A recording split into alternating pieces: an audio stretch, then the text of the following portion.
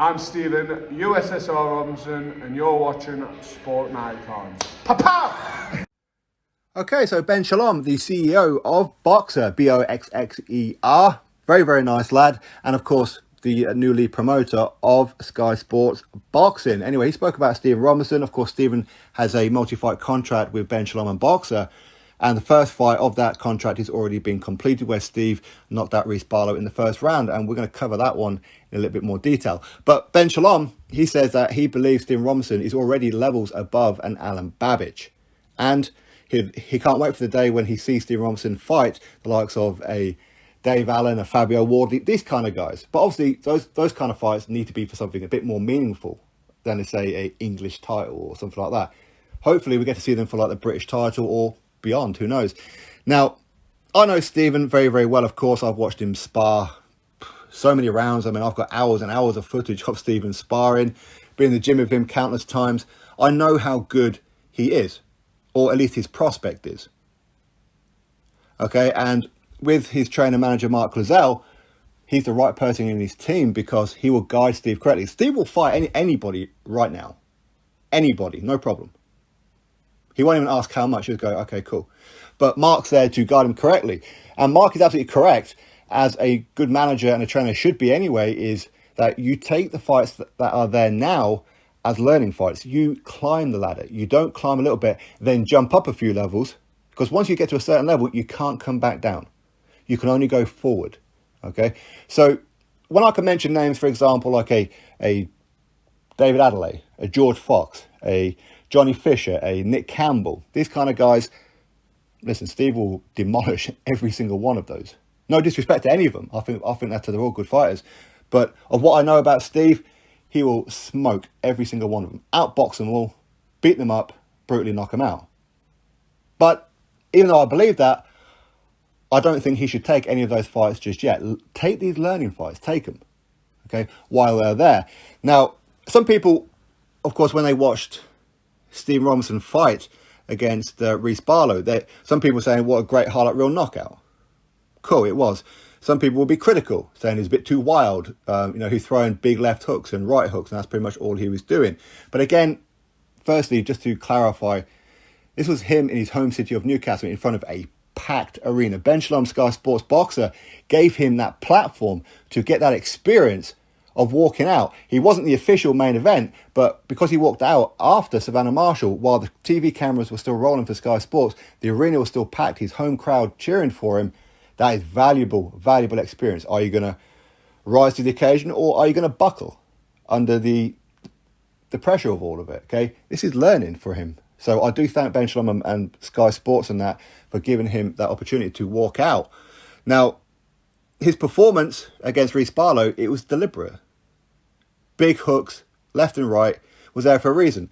Those of you who would have not just looked at Reece Barlow and said, okay, we've had one fight and lost that one fight, those who looked a little bit further into it would have seen that he fought George Fox. George Fox, of course, is one of Frank Warren's top fighters, and he went the distance with George Fox, gave a very good account of himself, good footwork, good jab, moves very, very well side to side. And of course, he had George Fox on the back foot at times in that fight as well. But Mark Lozelle, he knew right away, because George Fox was fighting a certain way, Steve needs to fight the complete opposite way to get Reece Barlow out of there. Reece Barlow moving side to side, so what do? You shorten the distance. That's how you use the left hook and the right hook. And he was practicing that for a couple of weeks before the fight, and even on fight night, literally moments before, he put on the robe and done that walkout. I was in the change room with him, and that's the move that they were using, because they knew as soon as it landed, he'll go out. Stephen, there's so much more to him than that. He's a very, very good technical boxer. He's got a granite chin. And listen, there's so much more to him about that. But of course, people will just look at that 1.5 minutes and already make a judgment on his career path. Madness. Some people say, yeah, I mean, it could be like British level. Who knows? He's going to be a fun fighter. Some people go, nah, he ain't going to go nowhere. I mean, hey, this is the era of boxing fans and everybody's an expert, aren't they? But I've seen Stephen, and if I didn't think that he was going to do anything, I'd say, listen, he's just having a bit of fun. We'll see how it goes. Okay, I mean, I'll be nice about it, but I genuinely believe he's going to be a problem in the heavyweight division.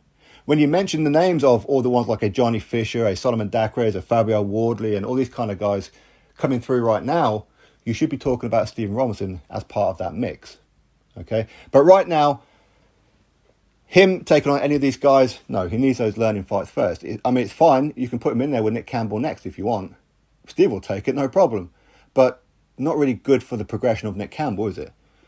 Not necessarily good for the progression of Stephen Robinson. Why can't these guys fight for something meaningful, like a trinket belt, a WBA international or a continental, however it may be? Then do that. But first things first, Steve needs activity. This one fight on with Reece Barlow was his first fight in 20 months. So nearly 2 years out of the ring through no fault of his own. Of course, the pandemic and all that kind of stuff, I mean, that took a huge chunk of that. Then, of course, he was promised certain fight dates by certain promoters. And then days before the fight, they tried to get him to jump through hoops and sign deals that he shouldn't be signing, all this kind of stuff. So he ended up pulling out the fights because he's not willing to give up his rights to anybody. Okay, but thankfully a shining light came along in Ben Shalom and Boxer, along with John Wish and Sky Sports now as well. So thankfully all things worked out. But the point is, he needs activity. Then we're going to see him in with a Alen Babic. We're going to see him in there with the Fabio Wardleys and that world, the Solomon Dacres and Fraser Clark. Of course, he's going to be coming through. We'll get to see all these fights, or at least hopefully we do. Hopefully we do. I mean, you never know. Some will make it, some won't. Okay, but of what I know of Steve, of what I see of him in the gym, I fully believe in him. I fully back him. Now, out of all the current prospects right now, I think Fabio Wardley is probably the problem for anybody. I think Fabio Wardley is much better than what people give him credit for. I think Solomon Dacres is as well, and we've seen that when he fought Sokolowski. He's got some very, very IQ when it comes to boxing. But when it comes to, say, a Johnny Fisher, he seems to be progressing quite well. I think David Adeleye seems to be quite static. George Fox is just George Fox. But again, there's still time for all of these to improve, of course. Nick Campbell, again, he's good, he's decent, he's heavy-handed. But let's see them all fight each other at some point. Will they? Again, different promotional networks, TV platforms and all that kind of thing may hinder some of them.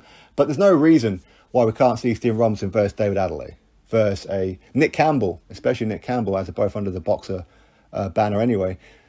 But first things first, let's just get a couple of fights under his belt. 4 fights in, it's a little too early to be talking about these kind of things. But as far as him beating Babic, can he beat Babic? Yes, he can beat Babic. And I would heavily favour him to fight Babic. Would Babic want to fight Steve Robinson right now? No, for what reason? There's nothing to win or gain out of it, is there, right now? He's only 4-0. Babic is looking towards maybe a European title already. So there's nothing to gain for Alen Babic to fight him right now. Not that I would advise Steve to fight him, even though I would heavily favour him to beat Babic. For me, I think Babic should be should be looking at Bridgerweight at some point. But there's nothing to gain for him. And again, Stephen versus a Fabio Wardley. Cool. At some point, just get a British title on the line. For me, in a couple of fights' time, Stephen versus Nick Campbell, Stephen versus George Fox, Stephen versus Cash Ali, something like that. Let's just get a trinket belt on the line, and then we'll build from there. We'll look at the English, then we'll look at the British, the Commonwealth, and we'll see where it goes.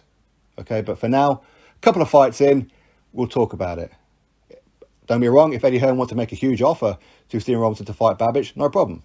Steve will take that money, go in there, beat up Babic. But again, it goes back to that point of then he's at a certain level. And all the fights that he could have had beforehand, the learning fights, he's kind of missed out on, hasn't he? He can't go fight them and then go have a rematch with, say, a Phil Williams, or go fight a Mark Bennett, or sort of, no disrespect to any of these guys, but you can't do that. Okay, it's all about progression. But I do agree with Ben Shalom. I think that Stephen Robinson is going to be a huge problem for the heavyweight division going forward. He is. But you never know. Heavyweight division, boxing, one punch changes everything, doesn't it? Anyway, my thoughts, you drop me yours, click thumbs up, and of course subscribe, and I'll catch you on the next video.